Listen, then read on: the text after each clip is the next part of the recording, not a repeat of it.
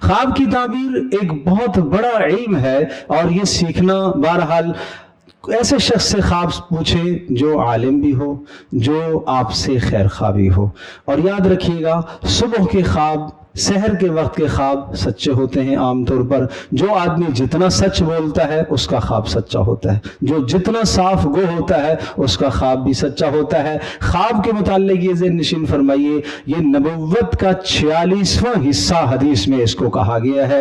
اس لیے اللہ پاک اپنے مقرب بندوں کو کبھی خواب کے ذریعے سے کوئی نیک رہنمائی کرتا ہے، لیکن خواب کی تعبیر جاننے والا جو آدمی ہو اس سے آپ خواب ذکر کریں اور وہ اس کی تعبیر بتائے۔ اگر آپ کو برا خواب آیا، کوئی ضرورت نہیں ہے بیان کرنے کی، کوئی ضرورت نہیں ہے کسی کو تذکرہ کرنے کی۔ کوئی مار دھاڑ دیکھی، قتل، 3 طرح کے خواب ہوتے ہیں۔ ایک تو جو ملک میں چل رہا ہے، شہر میں چل رہا ہے، حالات چل رہے ہیں، وہی خواب رات کو آتا ہے، وہی خیالات، مار دھاڑ، لڑائی جھگڑا، فلاں فلاں، اس میں کوئی پریشان ہونے کی ضرورت نہیں ہے۔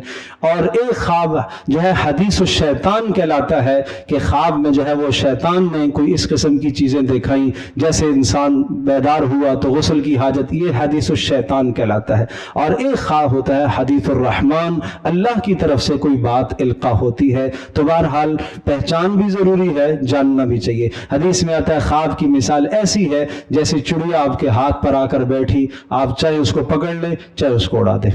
بچھو بیٹھا، آپ کی مرضی، آپ اس کو پکڑ لیں اس کو اڑا دیں۔ مطلب یہ ہوا کہ جیسے آپ نے بیان کیا ایسے ہی ہو جائے گا۔ تو اس لیے ہر ایک کو نہیں بتانا چاہیے، نہیں بولنا چاہیے۔ برا خواب آپ نے دیکھا ہے، اعوذ باللہ من الشیطان الرجیم پڑھ لینا چاہیے، یہ عمل ہے۔ تو بہرحال بہت بلند یہ علم ہے خواب کی تعبیر کا۔